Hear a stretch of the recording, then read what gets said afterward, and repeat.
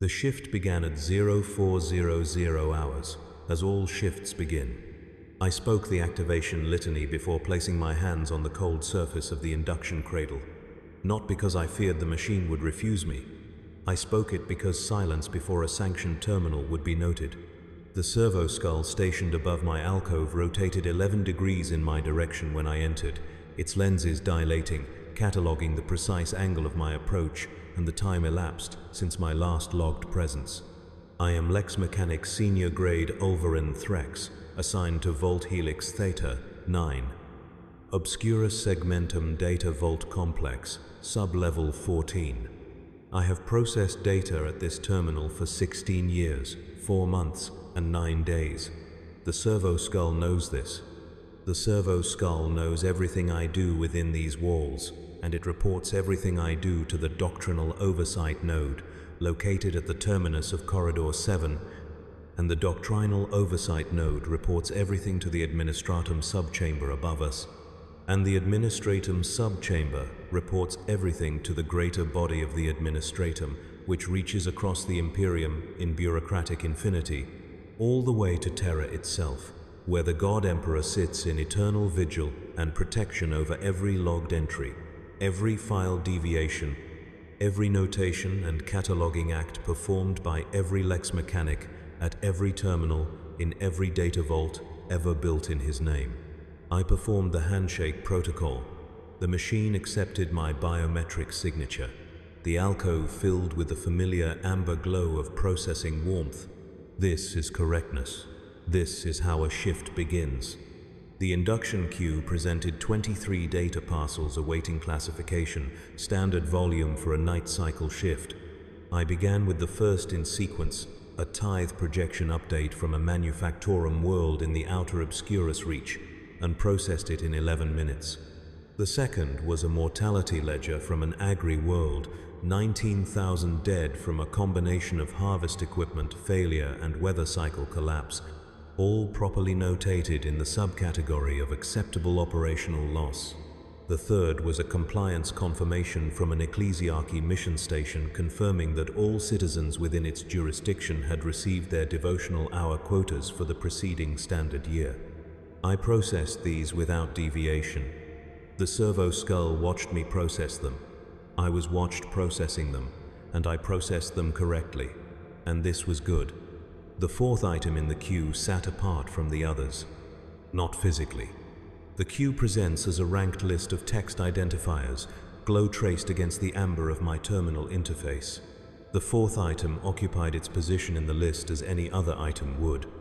Its text identifier read, in the standard classification font, Dataset Counterfactual Origin Reference, Theta 9, Upsilon 7, Dark. The authorization glyph appended to its header was not one I recognized by personal familiarity, but it matched the standard pattern for top-tier administratum clearance, and the machine liturgy had already processed and accepted the authorization before the queue had been presented to me. I noted the authorization tier, clearance beyond my own grade. I noted the dataset designation, which did not conform to standard tithe, census, or operational categories. I noted the subcategory tag, which read, Compliant Counterfactual Reconstruction. I opened it because it was in my queue, and my queue is my duty. The first thing I observed was that the dataset had no external authentication handshake logged. In standard processing, a dataset at this clearance level would bear a chain of authentication records, each stamp from a higher authority confirming the validity of the prior, going back through layers of sanctioned review until one reached the initiating source. This dataset had no such chain. It had no stamps at all beyond the single authorization glyph. It had validated itself. I remained still for 4 seconds, long enough to constitute a behavioral anomaly if the servo skull interpreted it as hesitation. I covered the pause by reaching for my notation rod and entering a brief procedural tick mark against the entry, a standard action that a senior Lex Mechanic might perform when noting an initial anomaly for potential escalation. The anomaly, I told myself, was most likely an artifact of the authorization tier. Datasets processed at the highest clearance levels sometimes travel through channels that do not generate logs accessible to my level. The absence of visible authentication was not necessarily absence of authentication. The Emperor's design encompasses processes invisible to those who serve within it. Faith in the system's correctness is itself a component of correct operation. I noted the anomaly. I logged it as a formatting irregularity pending review. I opened the dataset for processing. The first page of the reconstruction was a census file. Standard formatting in terms of visual presentation, column headers separating data fields, numerical population figures, coordinate references for systems and worlds, date stamps spanning centuries of documented habitation. Except that nothing in the column headers was familiar. There was no tithe compliance column. There was no Aquila designation field. There was no ecclesiarchy affiliation record. There was no compliance status indicator, no deviation flag column, no processing center assignment, no astropathic registry number. The populations were accounted for by number and by system location and by standard year of record, and nothing else. I looked at the first record in the census, a world designated by a string of alphanumeric characters in a cataloging system I did not recognize. Population, 412,000 souls. Standard year of record, M35, 207. Habitation status, stable. Resource extraction notes, none. Tithe assessment, none. Governing authority, regional council, non-affiliated. Non-affiliated with what? The record did not specify, because there was nothing to affiliate with. The column for governing imperial authority was absent, not blank, absent. I attempted to apply the standard formatting protocols. When a dataset arrives with incomplete column structure, the classification system provides a correction overlay that maps the present data to the nearest matching imperial schema, filling absent columns with default notation and flagging the adjustment for review. I initiated the correction overlay. The system ran the overlay. It ran the overlay for longer than usual, 17 seconds instead of the standard 2 to 4, and when it completed its work, it produced a notification I had not seen in 16 years of operation. The notification read, Schema incompatibility. No applicable imperial reference structure identified. Manual classification required. I stared at this notification. I read it twice, the second reading taking longer because something in me was already constructing a response before I had fully processed the message. The machine was telling me that it could not map this data to imperial categories because no applicable imperial categories existed. Not because the data was corrupted or unusable, but because the data described a reality for which imperial organizational schema had no corresponding framework. I closed the notification window. I opened my personal notation log, which is itself a sanctioned document visible to oversight, and I entered the following. Dataset Theta 9, Upsilon 7, Dark Present Schema Incompatibility. Initiating manual classification under Lex Mechanic Grade Authority per Protocol 7 to 7 of the Vault Processing Charter, anomaly noted and logged. This was procedurally correct. Manual classification under Grade Authority is a recognized protocol. By entering the notation, I was performing exactly what a correctly functioning Lex Mechanic should perform when encountering a processing obstacle. I was not deviating. But I was also, without deciding to do so, telling the system that I would classify this data myself, that I would look at it, that I would continue. When I think back on it, which I sometimes do in a way I cannot fully characterize, that was the moment, not the moment I opened the dataset, not the moment I saw the missing columns. The moment I wrote that notation and chose to proceed rather than escalate to the overnight supervisor at Corridor 7 was the moment the thing became irreversible. I did not know that then. I know it now in the way I know other things about that night, which is to say not completely, but enough. The directive arrived 4 hours into my processing of the dataset. It came through the standard administrative relay channel, tagged to my terminal identification code, marked as Priority Continuation Authorization. From a higher administratum node whose designation was a 7-character string I did not have clearance to expand into a full institutional name. The directive text was brief. It read, Lex Mechanic Threx. Continuation of current assigned task is sanctioned. Process dataset without inquiry. Standard classification protocols suspended for this item. Proceed. I read this message several times. There is a phrase in that message that I want to discuss for a moment, though discussing it here serves no purpose beyond the ordering of what happened, which matters to me in the way that correct sequencing matters to any processor of data. The phrase is, without inquiry. The phrase does not mean what it superficially suggests, or rather it means exactly what it suggests, and this is what made it significant. A directive to process without inquiry is not unusual in the administratum.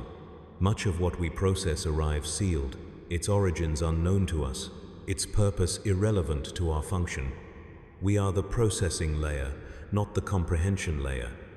Understanding is not our role, continuity is our role. But this directive had been issued in response to nothing I had visibly done. I had not sent an inquiry. I had not flagged the dataset for review above my own level.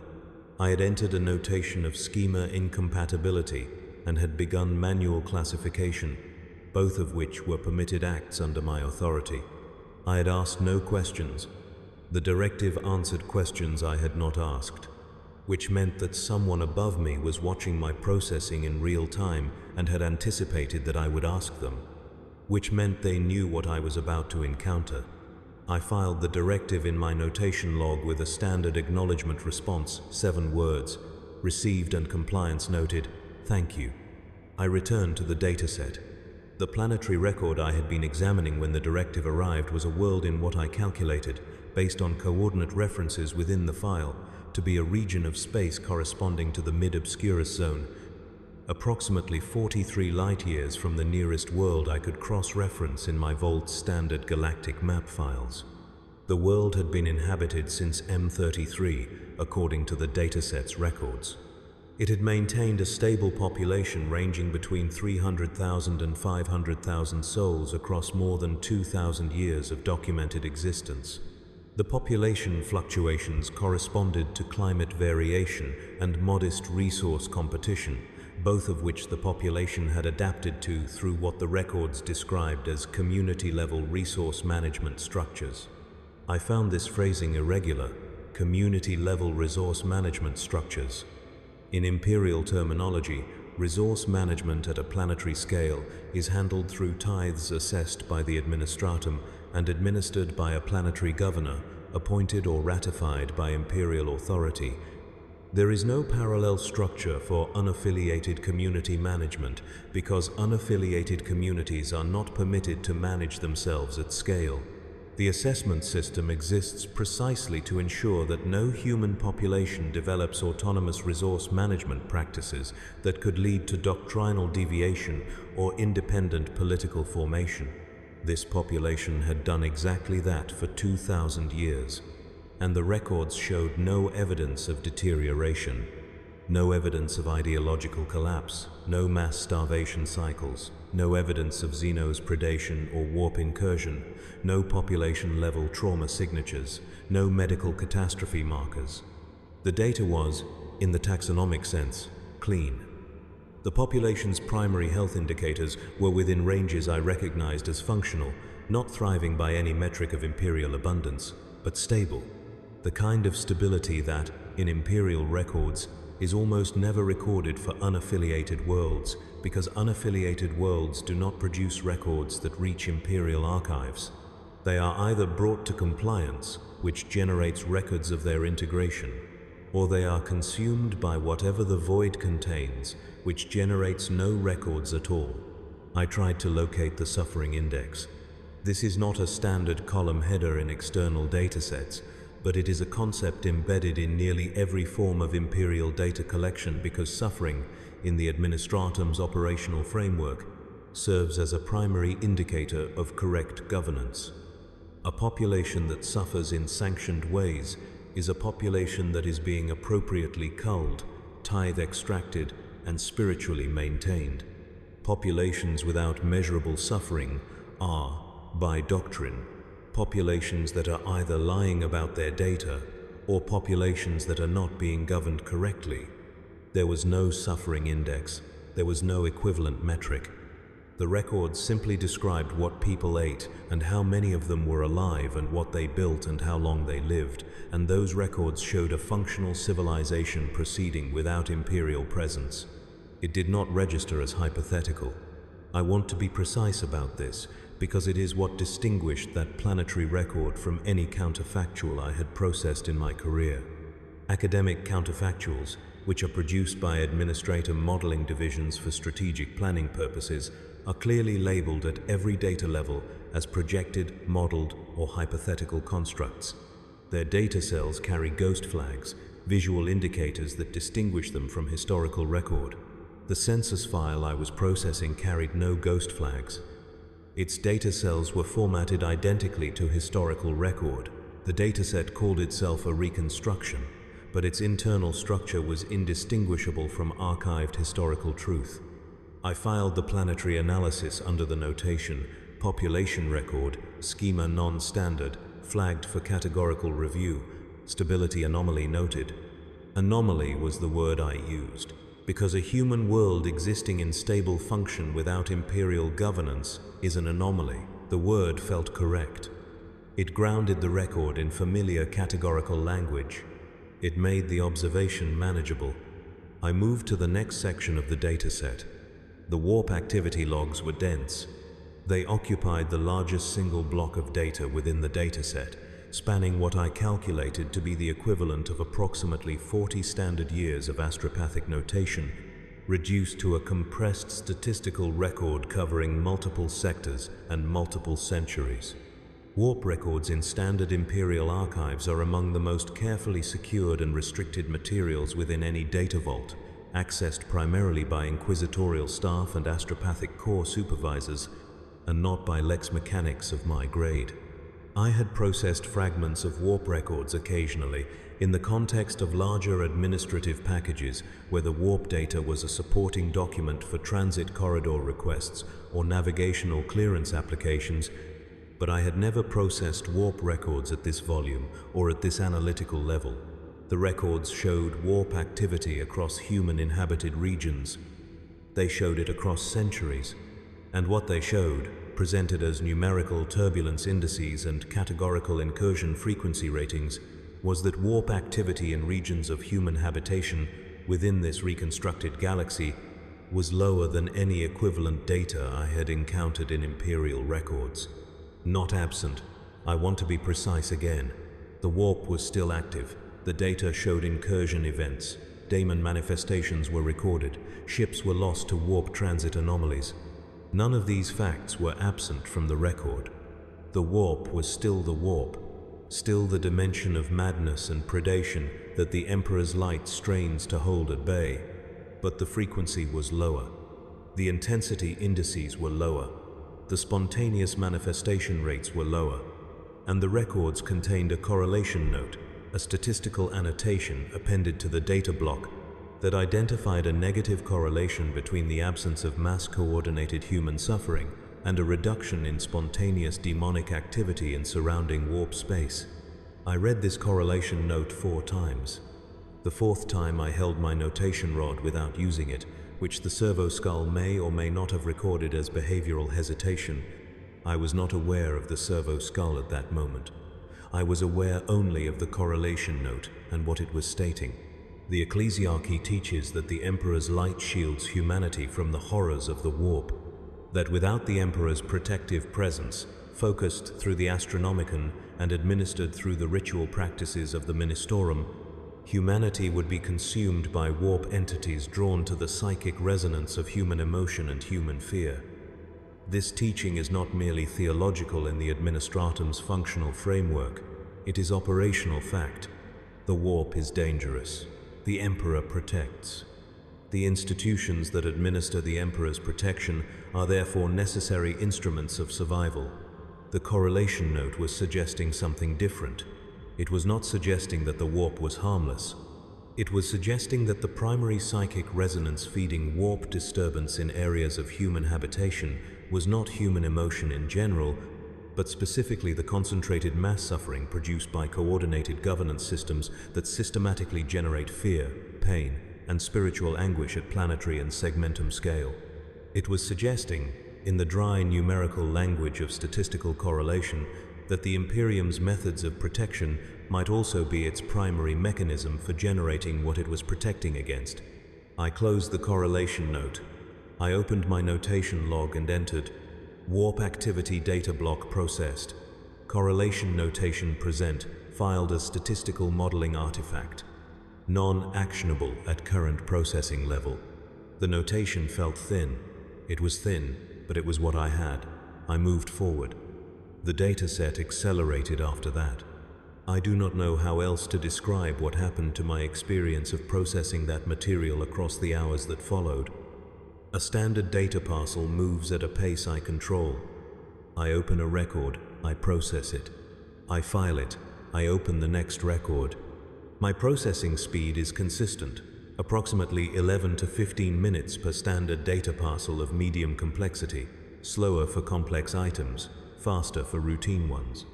I have processed data for 16 years, and I know my own pace the way I know the temperature of the alcove at different times of the shift cycle. This dataset did not move at my pace. Or rather, I moved through it at my pace. But the material it presented seemed to compress and expand in ways that made the time feel different. I would spend 20 minutes on a single planetary record that demanded careful attention, and then the next 3 hours would pass while I processed what felt like decades of reconstructed history, vast spans of human civilization developing and shifting and dying and persisting without any of the structures I had been trained to classify as markers of legitimate human existence. Orc infestations appeared in the data. Tyranid splinter fleet approaches. Necron awakening events recorded in isolated systems. And what the data showed, with blunt statistical honesty, was that unprotected human worlds were consumed by these threats, not uniformly, not immediately, but over the span of centuries, isolated human colonies facing Orc expansion without coordinated military response were, in the majority of recorded cases, eventually overcome. The mathematics of that were not subtle. One world, however innovative, however adaptive, cannot manufacture enough void-capable weapons to stop a warg that has had 2 centuries to grow. I felt something when I processed these records. I want to name it accurately. It was relief. A specific, functional relief, the kind that comes when data confirms a foundational assumption that the preceding data had been quietly eroding.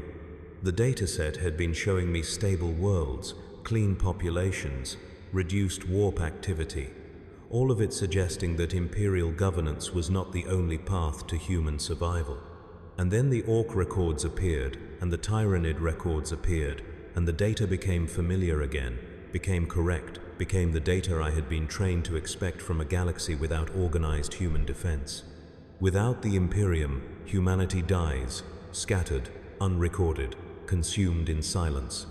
I filed the threat records with a note that read, "External threat data confirms necessity of coordinated defense infrastructure. Cross-reference with standard Imperial military doctrine framework pending." But the dataset continued. After the threat records came a new set of planetary files, and these files described worlds that had survived the threats, not the same worlds that had been consumed, different ones. Worlds that had detected the approach of threats and responded through means that the dataset catalogued in a category I had to read 3 times before I accepted that I was reading it correctly. The category header read, "Adaptive, Non-Imperial Defensive Technologies." I processed these records with deliberate slowness. I was aware, at this stage, that something had been happening to my processing that I would need to describe correctly in any audit of my notation log. I needed the notation to reflect precise procedural engagement. I was a lex mechanic processing data. That was my function. If the data contained material that was counter-expectational, my function was to process it and file it correctly, not to refuse it or halt the shift. What the record showed was this: human enclaves in the reconstructed galaxy that had survived significant periods of Xenos threat exposure had, in the absence of Mechanicus guidance and Imperial standardization, developed technological approaches to void warfare and planetary defense that did not match any entry in the Mechanicus standard template construct archive as I understood it. Not superior, necessarily, but different. Novel void shielding configurations. Energy dispersal systems with geometric principles I did not recognize, and several records of human populations that had established what the dataset termed cooperative mutual defense arrangements with Xenos species. I paused on this. A long pause, longer than any I had taken in the shift, long enough that if the servo skull was logging pause durations, it would have flagged this moment in my behavioral record. In the Imperium, Xenos is a categorical designation that translates functionally as to be destroyed. There are 912 known Xenos species in the Administratum's official threat classification registry. Of these, 0 are categorized as trustworthy. The Ordo Xenos exists to ensure that any human contact with Xenos species beyond armed confrontation is treated as a potential contamination event and investigated accordingly. A human population that had established a cooperative arrangement with a Xenos species would, in Imperial record, be flagged for immediate inquisitorial assessment and, in most cases, cleansed. The records showed 7 human enclaves that had established such arrangements and survived, long-term. Centuries of survival in regions of space that would, by standard Imperial threat modeling, have seen them wiped out within 2 generations. They had survived by not treating all Xenos as identical threats, by making distinctions, by doing something the Administratum categorically does not permit. I classified these records as ideological deviation, non-applicable, filed under reconstructive modeling artifacts. And I told myself that was sufficient. I told myself the enclaves that had survived through deviation were statistical outliers, that the overall data still showed the majority of unprotected human worlds succumbing to threats, that the survival rate without the Imperium was categorically lower than the survival rate within it. This was true. I was not lying to myself. The survival rate without Imperial coordination was lower. More human worlds died without the Imperium than died within it, when measured against gross existence timelines. But I had begun to notice that the question I was answering was not the question the data was asking. The absence of the Astronomicon appeared in the dataset as a section header, and I opened it with what I can only describe as reluctance, a behavioral state I noted with discomfort, because reluctance implies anticipation of an unpleasant finding, which implies that by this stage of the processing shift, I was anticipating what the data would show before I saw it, which implies that the data had already generated sufficient pattern recognition material in my processing mind to allow prediction. I was processing the data, but the data was also doing something to me, building something, installing something in the space where the dataset's information was being integrated with my existing framework of Imperial operational truth. The Astronomicon section was brief. It noted that warp transit in the reconstructed galaxy, without a Terra-based navigational beacon, was more dangerous and slower and more prone to deviation. Ships were lost at higher rates. Transit times between distant systems were measured in months or years rather than weeks. Navigational errors claimed lives that, in Imperial transit records, would have survived. The warp, without the Emperor's beacon to orient through it, was darker and more resistant to safe passage. I noted this. I filed it under Navigational Infrastructure Deficit Confirmed.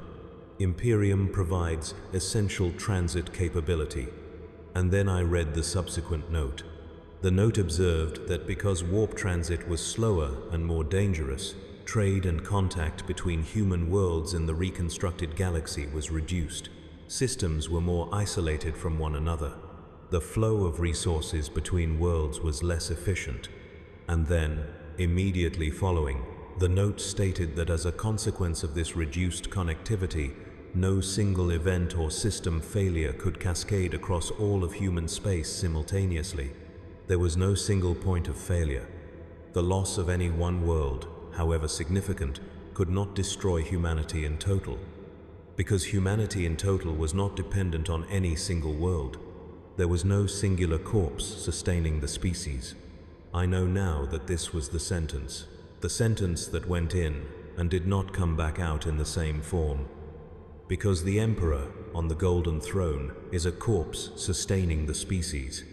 That is not heresy to state, it is operational fact, acknowledged in the highest tiers of administratum cosmological record, the reason the throne exists, the reason it is maintained, the reason 10,000 psychers die each standard day to feed the beacon that keeps the warp navigable.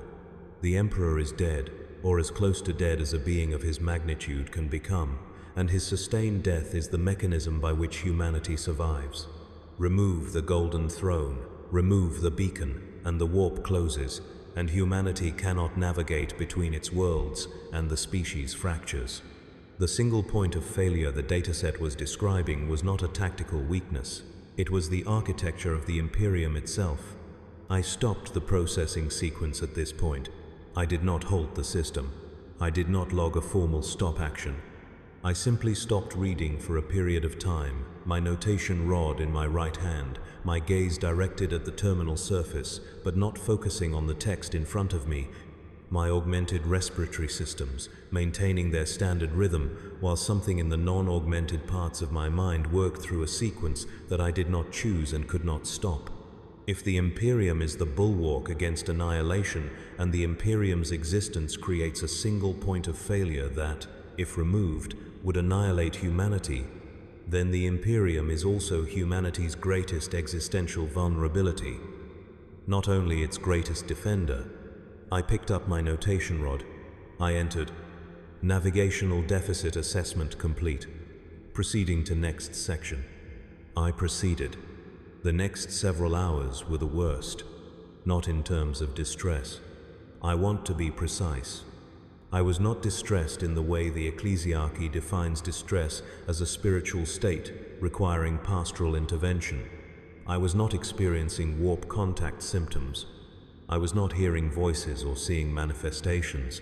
I was a functioning lex mechanic processing a sanctioned dataset on a standard shift, and my biological and augmented systems were operating within normal parameters at all times. But the data was relentless. Cross-referencing. That was what I was doing, or what the dataset was structured to compel me to do. To look at one data block and then look at another, and then look at the space between them where the relationship lived. The planetary records, the warp activity logs, the threat assessment summaries, the adaptive survival records, the navigational deficit analysis, all of it sitting inside my notation log, individually filed and categorized and managed, and yet the act of looking from one to another was doing what individual filing could not prevent. Warp disturbance in the reconstructed galaxy was lower in regions without mass-coordinated human suffering. In the Imperium, mass-coordinated human suffering is not an unintended side effect. It is a system feature. Tithe extraction creates suffering. Industrial conscription creates suffering. Penal battalions create suffering. The ecclesiarchy's ritual practices, particularly the communal devotional hours with their imagery of judgment and divine wrath, and the smallness of human life before the Emperor's will, create suffering.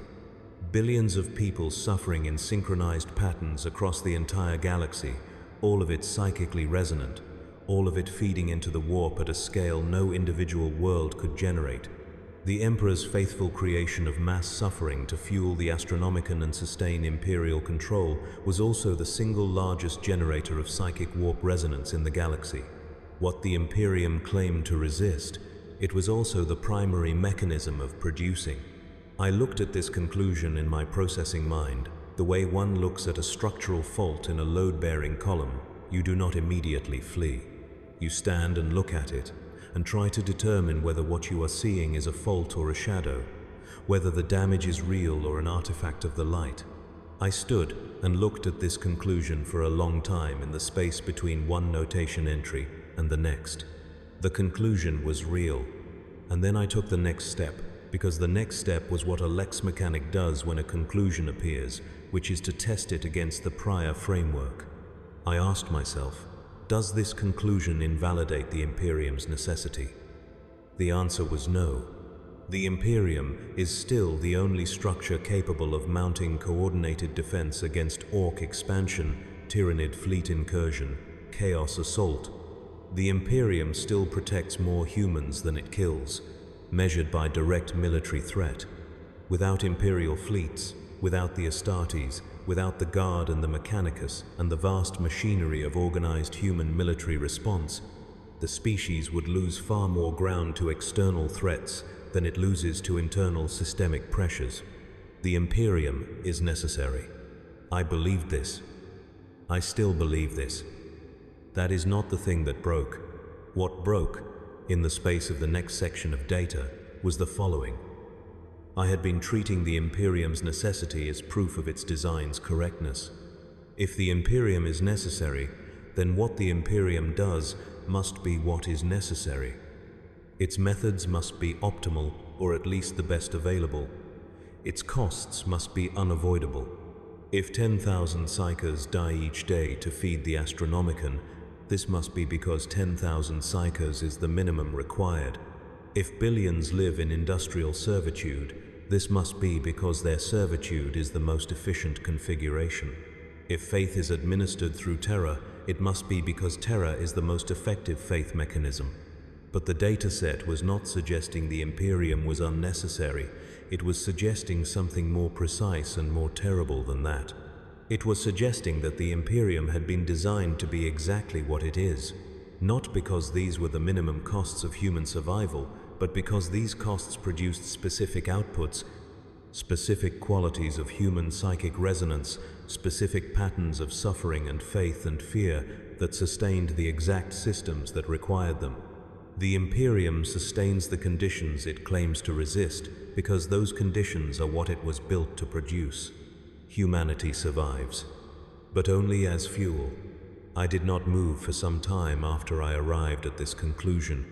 I know I did not move because the servo skull descended from its station at the ceiling of my alcove and hovered at face level for approximately 8 seconds before returning to its position, which is a behavioral prompt. Servo skulls are programmed to physically approach a lex mechanic who remains fully motionless for more than 90 seconds. As prolonged motionlessness can indicate medical crisis. My motionlessness had triggered the prompt. I moved. I picked up my notation rod. I entered text.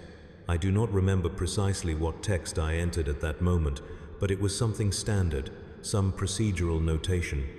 And then I kept going, because stopping was not a thing I could do. The changes to my experience of the vault were subtle at first.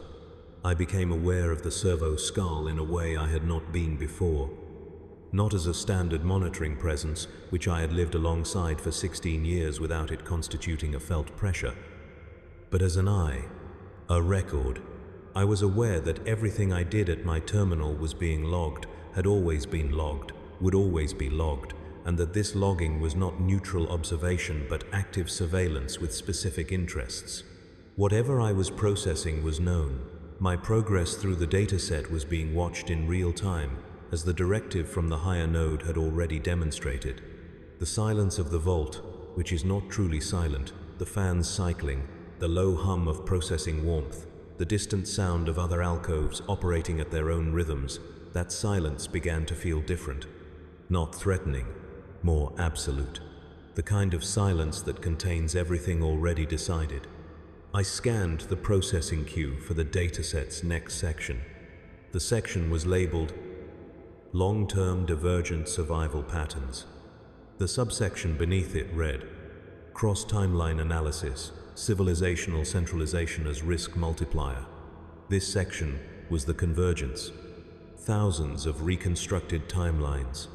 The dataset contained not one alternative history but a dense lattice of them, variations in starting conditions and environmental factors and resource distributions and first contact scenarios, each variation threading out across centuries of simulated or reconstructed historical development. And across all of them, the dataset's analytical engine had identified patterns. In timelines where human civilizations formed centralized empires, where singular governing structures administered large populations, where belief and obedience were systematized and enforced at scale, warp activity in the surrounding region increased. The increase was not immediate, it was slow, accumulating over centuries as the governing structure embedded itself deeper into daily life, as the psychic resonance of millions of humans trained to feel specific emotions in specific synchronized patterns in response to specific symbolic triggers began to register in the warp as coherent signal rather than noise. The more structured the suffering, the cleaner the signal. The cleaner the signal, the stronger the warp resonance. In timelines where human civilizations remained fragmented, where no single empire administered large populations, where suffering existed but was chaotic and distributed and unpatterned, warp activity remained elevated in absolute terms, but never peaked into the organized eruption events that characterized the centralized timeline histories. Daemonic incursions occurred, but not great crusades, not galaxy-spanning demonic ascendancy events. The warp remained turbulent but did not organize itself into the coherent assault patterns associated with the ruinous power's major manifestations. I read this slowly. I read it the way you read something that changes the category of everything it touches, not an addition of information. A reframing, a context shift that makes prior information mean something different from what it meant before. The chaos gods feed on human psychic resonance. This is doctrine. The four powers are sustained by specific emotional registers: desire, despair, excess, stagnation, drawn from the warp expressions of human feeling. The Imperium teaches that the correct response to this is the suppression of those emotions through faith and discipline and devotion, the channeling of human psychic output into worship of the Emperor, rather than into the raw emotional states that feed the ruinous powers. But what the dataset was showing was that the Imperium's faith administration system, which systematically generates fear of judgment, despair at mortality, anguish at separation from the divine, and the specific ecstatic terror of collective devotional ritual, was producing a psychic signal that fed the same powers it was designed to resist.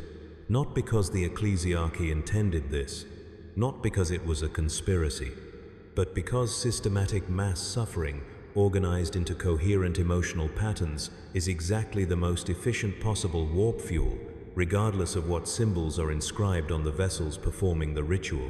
The Imperium is the most efficient psychic engine of warp resonance ever constructed by organic life in this galaxy. That is not a flaw. That is what it was built to do. I sat with this for a long time. I cannot tell you precisely how long because I was not tracking time at this point in my shift. I know the shift started at 0400. I know at some point it became 0900 and then 1300, and my relief was due at 1600. But within those hours, time had become irregular in a way I lack precise notation for. The knowledge was complete. It had assembled itself. Not through a single revelation, but through accumulation, through the procedural act of processing a dataset that had been constructed with the specific architecture of leading a careful processor to a specific conclusion through a sequence of individually manageable steps. I understood, in that moment, what the dataset was. It was not merely a reconstruction. It was not merely an academic exercise. It was a record of what the galaxy could be, had been in some divergent origin, and it had been constructed or preserved or both with the intent that someone like me would sit in a vault like this and process it section by section and arrive at the conclusion I had arrived at. And then I understood the second thing. Somewhere above me, someone already knew I was arriving at this conclusion, had known I would, had watched others arrive at it before me. The higher node directive, the self-validating authorization, the absence of authentication chains, the careful sequencing of the dataset's contents. This was not a mistake. This was a process. I was inside a process that had happened before and would happen again. Not a trap, not a punishment, a protocol. I had become an entry in a repeating sequence. I sat very still at my terminal and waited for whatever came next. The man who arrived at the entrance to my alcove wore the red robes of the upper administratum, not the Inquisition, not the Adeptus Arbites, not any enforcement body.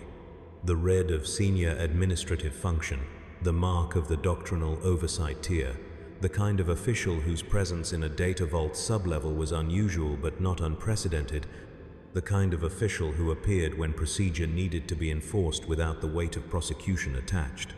He was accompanied by one servitor carrying a portable documentation unit. The servitor stood beside the entrance to my alcove and made no sound. The man in red robes walked to the secondary chair beside my processing station, the one reserved for supervisory review visits, and sat down. He did not speak immediately. He reviewed something on a small data slate he carried. The servo skull above my alcove had stilled itself. I do not know what that meant in terms of its recording function. The man looked up at me. His face was unremarkable. The face of someone who has administered procedures many times and has no particular feeling about any individual instance. He said, "Your processing record for today's shift has been reviewed at the oversight level and found to be in full compliance with standard Lex Mechanic operational protocol. You are commended for correct procedural engagement." I said, "Thank you." I said nothing else. He said, "Dataset Theta 9 Upsilon 7 Dark has been designated for reclassification under the category of non-permissible counterfactual cognition. This classification does not indicate heresy. It indicates that the material within the dataset falls outside the range of information that contributes to productive processing function." I understood the distinction he was making, and I understood that the distinction was important to him or to whatever function he was serving. Not heresy. Heresy implies wrongness. Non-permissible implies simply not for you, not for anyone at this level, perhaps not for anyone. He said, "Your completion of the dataset processing cycle has been noted. You are requested to submit to a standard mnemonic audit to ensure that the processing material has not created cataloging conflicts within your primary data storage architecture. The audit is a maintenance procedure. It does not reflect any finding of deviation or misconduct." I said, "I understand." He said, "The audit will be conducted here, in your alcove, by the servitor. It will take approximately 40 minutes. You will remain conscious throughout. When it is complete, you will be reassigned to a standard processing queue. Your shift record will show no interruption." I said, "I understand." He stood. He looked at me for a moment longer than the conversation required. I think he was looking for something. I do not know whether he found it. He said, "Your service to the administratum and the Emperor is valued. This work is necessary." I said, "The Emperor protects." He nodded once and moved to the alcove entrance. The servitor moved to my station. I turned to face the processing interface and placed my hands in the induction cradle. The 40 minutes that followed are the part I remember least precisely. This is accurate to say because I remember remembering them. But the memories themselves are indistinct, and I know that this indistinction is not a natural feature of how I remember things. My recall is augmented. My memory architecture retains information with considerably more accuracy than standard biological cognition. Events I was present for, I remember clearly. The 40 minutes of the audit, I remember as through a diffusion filter, shapes and sensations, but no sharp details. I remember the touch of the servitor's instruments at my cranial augmentation ports. I remember a sequence of sensations that I do not have precise vocabulary for, a kind of interior unraveling and rethreading, as if information within my storage architecture was being examined one thread at a time, and certain threads were being reattached in configurations that differed from their original state. I remember at one point being asked, by the servitor or by some process the servitor was administering, to try to recall the most significant processing event of the preceding shift. I recall having a strong drive to comply with this request. I recall also a sensation that I can only describe as a door closing, not being blocked, not being locked, but definitively closing. in the interior space where the information I had been processing lived. The door closed. The information was still present. I could feel it the way you feel a room in a building you are standing outside of. You know the room is there. You know it contains things. You cannot enter it. When the 40 minutes ended, the servitor withdrew. The man in red robes was no longer present. I do not know when he had left. My shift record showed, as he had promised, no interruption. The notation log I had maintained throughout the processing shift was intact, all my entries present, but the notation log had been altered in a way I noticed only gradually, in the days following. The entries were all there. The individual notations were all there, but the entries had been resequenced in a way that removed their connectivity. They were present as isolated records rather than as a chain. Anyone reading my notation log from that shift would see a series of procedural entries for various dataset items, each appropriately noted, none clearly connected to any other. The chain that had built the conclusion was gone from the notation log. The conclusion itself was gone from my accessible memory. What remained was the shape. My position was reassigned to Archive Cluster 7 on Sublevel 11, 3 levels above where I had been working. This is a lateral reassignment in formal terms. The Archive Cluster 7 processes historical census data for the Obscurus segmentum going back to M32, routine material, categorically straightforward, the kind of work assigned to Lex mechanics in the later stages of their service careers when sustained analytical focus becomes less reliable.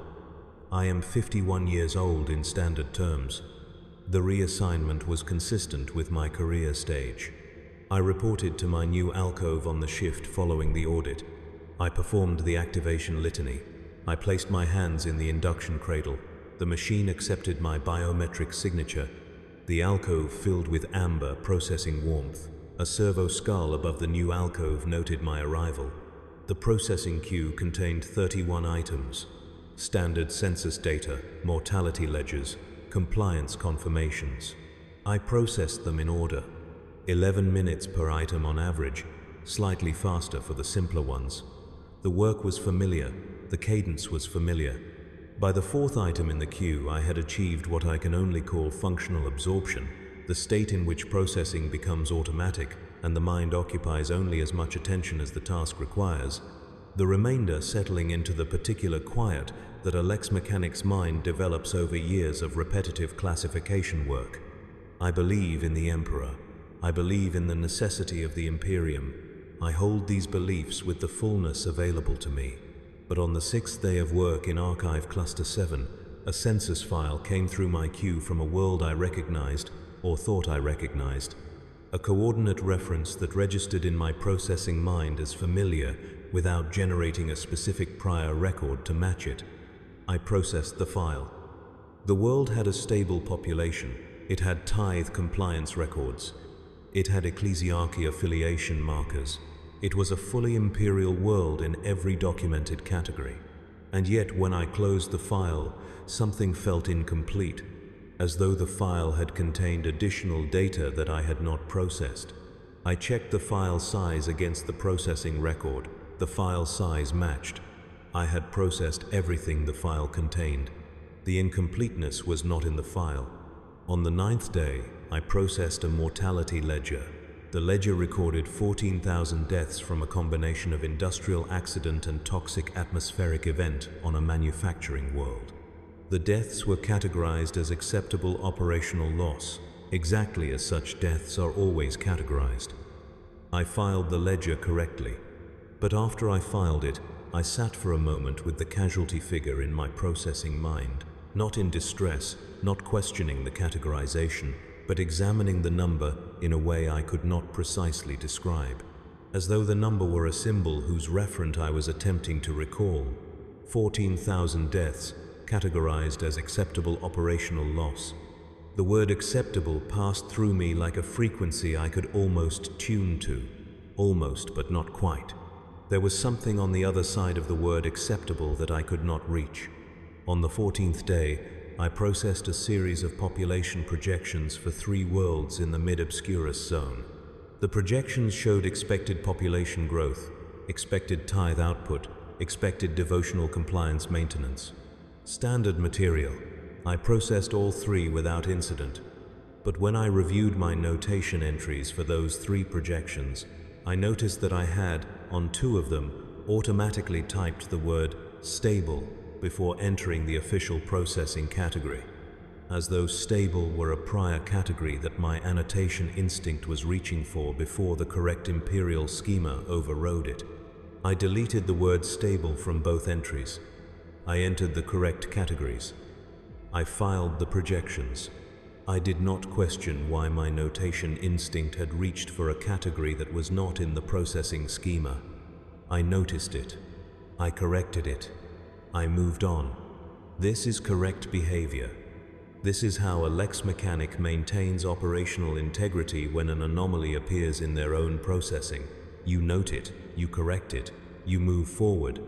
The system functions because individuals within it maintain their functions without allowing anomalies to compound. I know the Imperium is necessary. I know it as an operational fact. I know it the way I know that without the Astronomicon ships are lost, that without guard regiments, Xeno's advances are not contained, that without the Administratum's tithe systems, the war machine does not receive its materiel. These are not articles of faith, they are structural realities. The architecture of the galaxy as it is. You do not dispute architecture by wishing it were different. You operate within the architecture, and you perform your function, and the species continues. There was a silence where something once was. I know this the way I know about rooms I cannot enter. There is a shape to the silence, not the absence of information. Information I have never had is simply absent. This is different. This silence has a form to it. The form of a space where something was organized, where connections between things had been built and then had the building removed while the things remained, like scattered components of a machine whose assembly sequence has been erased from the manual. I cannot reconstruct it. The audit was thorough. Whatever pathways enabled the assembly have been redirected, and the redirection is complete enough that I cannot locate the original routing. I cannot even, with precision, identify what I am failing to reconstruct. I know that the processing shift on sub-level 14, on the night shift of the date I have log confirmed, produced processing output that was significant. I know that the significance was of a kind that required administrative attention. I know that the administrative attention was applied and produced the standard outcome. I know that I served correctly and was corrected correctly and am now serving correctly again. I process my cue. I recite the catechisms.